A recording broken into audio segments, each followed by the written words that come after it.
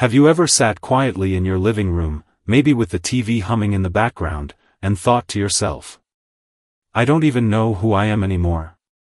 Maybe it comes after the kids have grown and gone, or after retirement when your days aren't packed with responsibilities like they used to be. Or maybe you've just hit one of those quiet seasons in life where everything slows down, and suddenly the noise in your mind gets louder.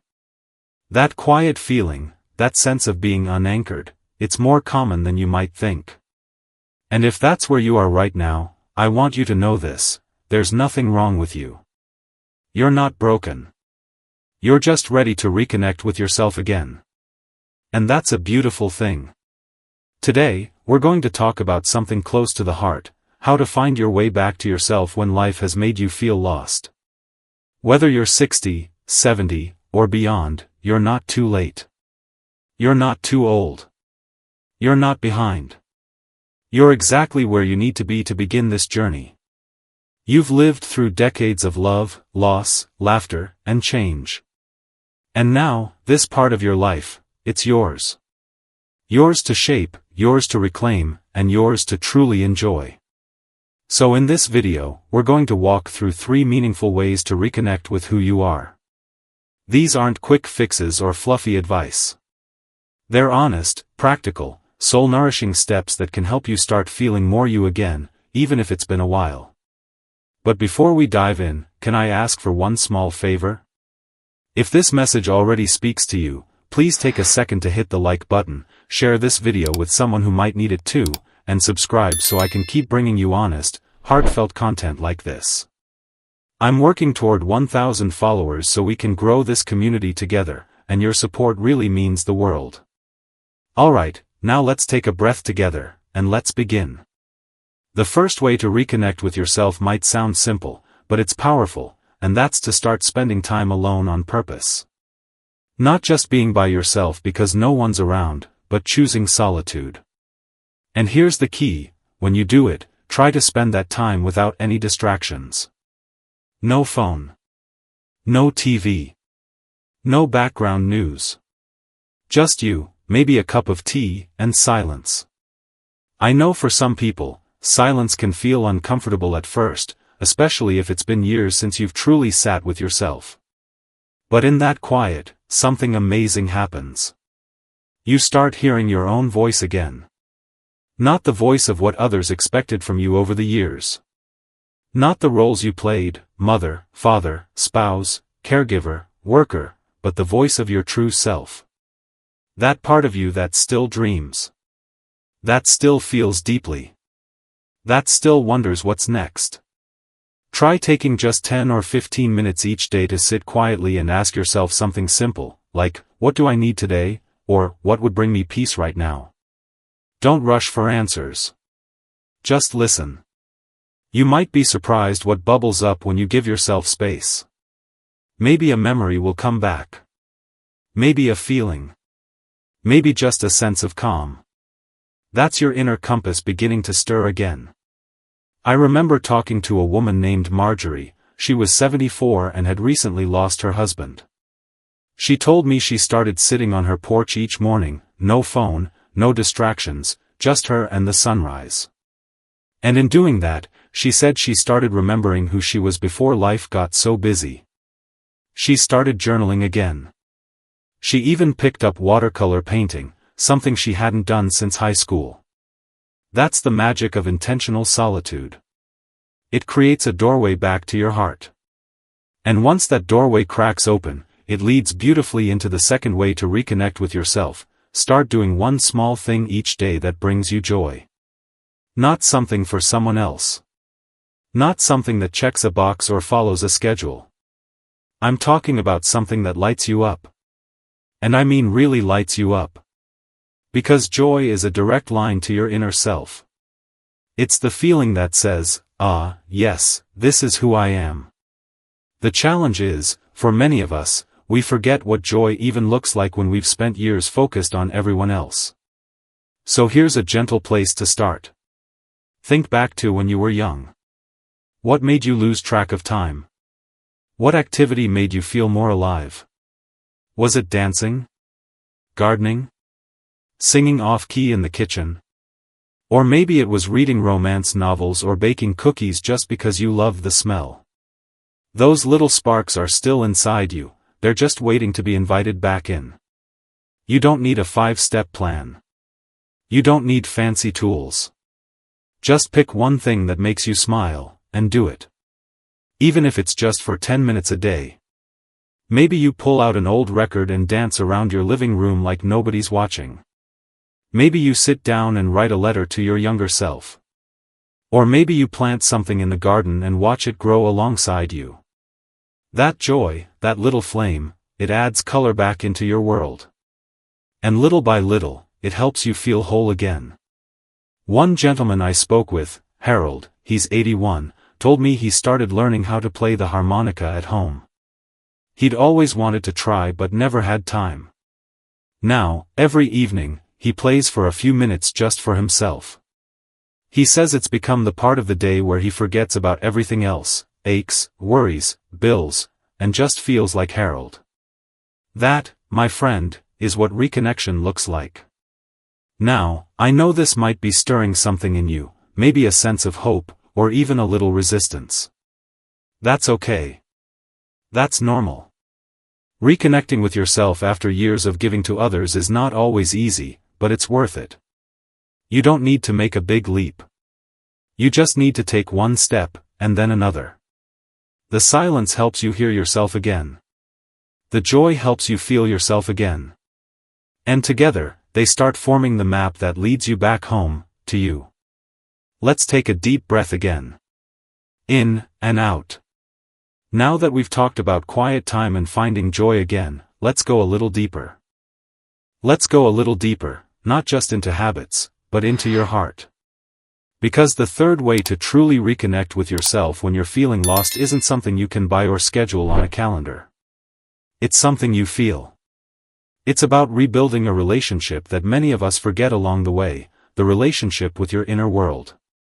With your story. With your spirit. And the most powerful way to do that? Reflection. Now, I'm not talking about sitting down and writing a novel of your life, unless you want to, of course. What I mean is, start gently reflecting on where you've been and how far you've come, not with judgment, but with kindness. So often, we get to a certain age and we look back with regret, or we carry around old stories that no longer serve us. Maybe we think, I should have done more, or, I wasted too much time, or, why didn't I follow that dream? But here's what I want you to hear, deeply and truly, your life is not a list of missed opportunities. It's a collection of moments that brought you right here, right now, still breathing, still growing, still becoming. Take time to honor the chapters you've already lived. Talk to yourself the way you would speak to a dear friend. If you were sitting across from someone you loved, and they shared the weight of their past, would you judge them? Or would you say, you did the best you could with what you had? And I'm proud of you. That's the kind of compassion you deserve to give yourself. That's the kind of healing that invites reconnection. One beautiful way to begin this practice is to write one kind sentence to yourself every day. Something real. Something gentle. Maybe it's, I am stronger than I realize. Or, it's okay that I didn't know then what I know now. Or simply, I am allowed to start over. These words may feel small at first, but over time, they become anchors, reminders that your worth isn't behind you, it's within you. I met a man named George, 68 years old, who had been carrying guilt for decades about choices he made in his 40s. He said that guilt kept him stuck, it made him feel like the best parts of life had already passed. But one day, he decided to sit with his story and write it all out, not to publish it or show it to anyone, but just to let it out. And something shifted. He didn't erase the past. He didn't rewrite it. He simply honored it. And in doing that, he made peace with it. That peace gave him space to move forward, not as the man he used to be, but as the man he is now. And that brings me to something else that's so important in this season of life, letting go of old identities that no longer fit. So many of us spend years, even decades, being defined by our roles. Maybe you were the caretaker, or the provider, or the problem solver. Maybe you were the one everyone leaned on. But what happens when those roles change? When no one needs you in the same way anymore? It can feel disorienting, like you've lost your place in the world. But here's the truth, you haven't lost your place, you're simply being invited to take on a new one. One that's defined not by duty, but by desire. Not by obligation, but by authenticity. This is your time to explore not who you were, but who you are becoming. That might mean trying things you never had the courage to try before. It might mean saying no to things that no longer bring you peace.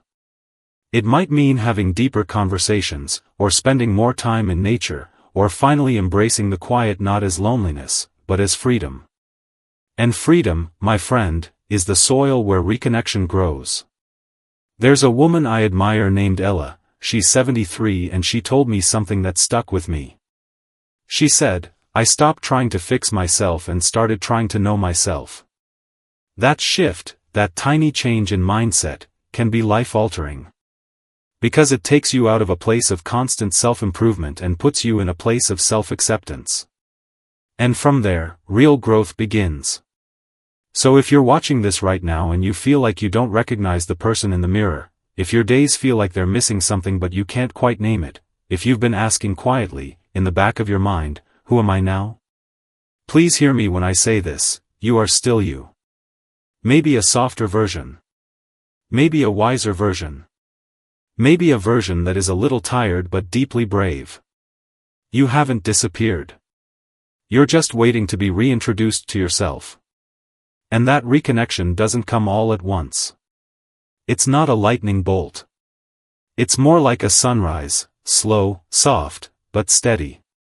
First comes a little light. Then more. And before you know it, you can see again. You remember how to breathe a little deeper. How to laugh from your belly again. How to sit with yourself and feel at home. I want to gently encourage you to take one small action this week. Just one. Maybe you set aside 5 minutes a day to sit in silence, just breathing and noticing what comes up. Maybe you write yourself a kind note and tuck it into your wallet. Maybe you dust off that old hobby you haven't touched in years. Whatever it is, do it not for productivity, not for performance, but for presence. Because when you are present with yourself, that's when the reconnection happens. And if there's a voice inside your head that says, "It's too late for me," I want you to pause, close your eyes, and say back to it, "No. I'm just getting started." Because you are. And there's still so much life waiting for you to step into it with open hands and an open heart. There's no map for this journey, but there is direction. It's the quiet nudge in your chest. The moment your heart softens when you hear something that resonates. The way you lean in when a memory stirs. These are signs you're on your way back to yourself.